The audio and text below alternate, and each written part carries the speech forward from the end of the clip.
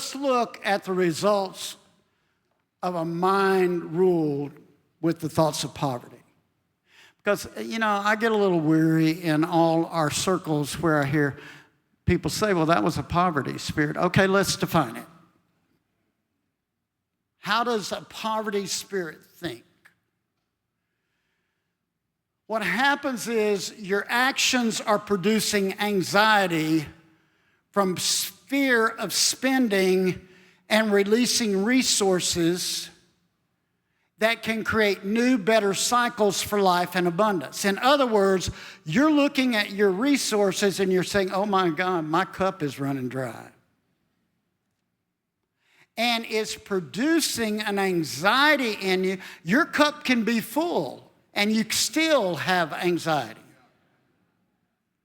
Because you get a spirit of fear attached to this mindset of poverty, and it says, I can't let go of what I have because in 6 months I might need it.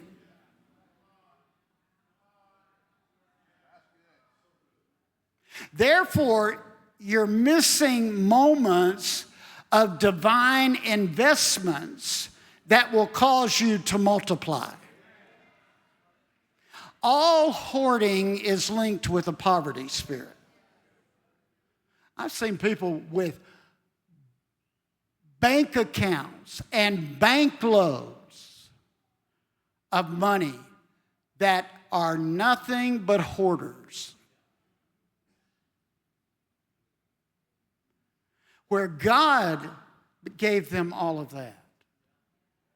And He gave it to them so they could be used mightily to propel the society structure.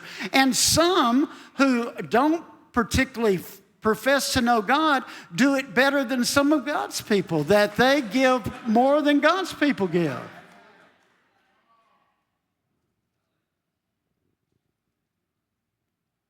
And what hoarding does is give you a false contentment.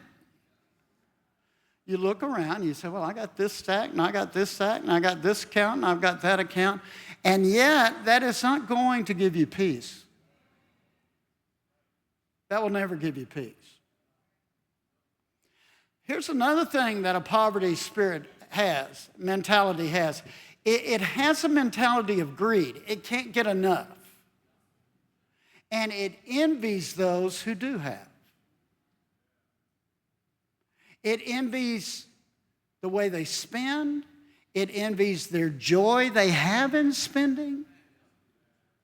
I do not envy Barbie for going out and buying new clothes. I tell Shatish, you need a new outfit. Here, go get it. Now, I'm telling you, you don't envy people for prospering.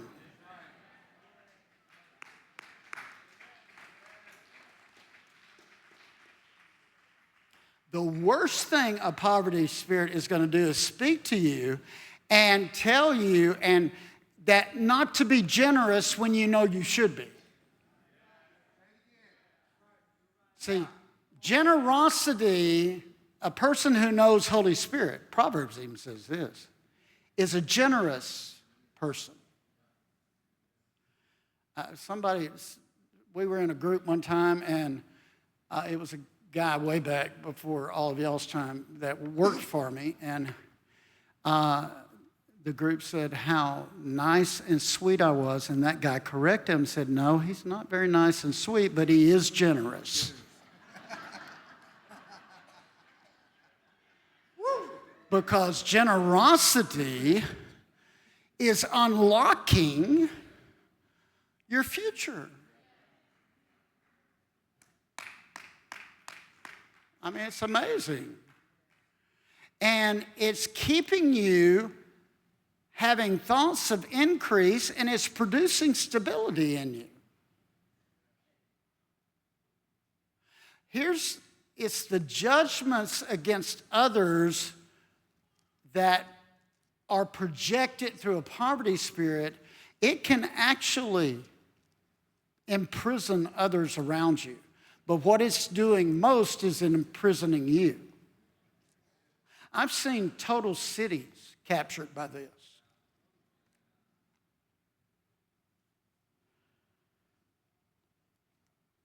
Lack allows religion to develop this holy mentality in you. I'm going to give up everything. I'm going to wear my sandals and my monk outfit. And you can do that if that's what you're to be clothed in. But you are not more holy because you're poor. And I mean, that religious spirit was one of the worst I have ever had to confront. Here's what we're all prone to because of our emotions. We blame God and say God is holding out on us so we can't fulfill the desires that are within us. That's what Eve did. Woman did that. See, Satan tricked woman by saying, did God really say you couldn't eat that piece of fruit? Let me say it this way. Eve, is God keeping that fruit from you? Why do you think he's doing that?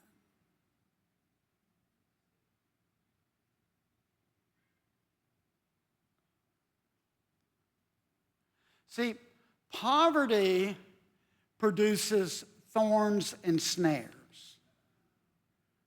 Isn't that what happened to Adam? He had the glory and the prosperity of the garden, and once he willfully disobeyed, man willfully disobeyed. He knew better. And when woman said, eat this fruit, man could have said, no, I'm not eating that. God told us not to from the beginning.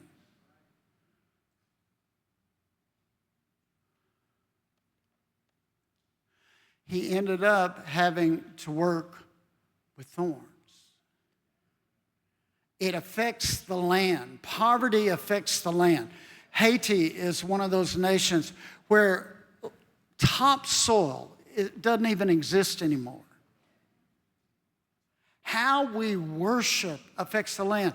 That's why I always encourage us, walk through the garden.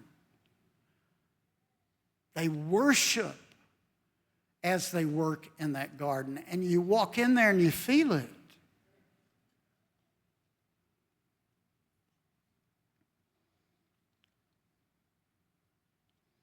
What happens really is, and this is what happened all through Israel's history, they quit worshiping freely.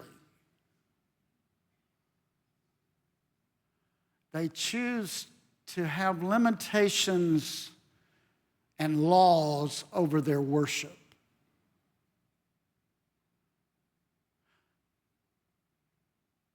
I want you to just close your eyes and lift your hands and say, Lord, I will not continue to agree with this thread of the rope. You need to help people when they speak poverty, because the minute you agree with it, it's going to become yours.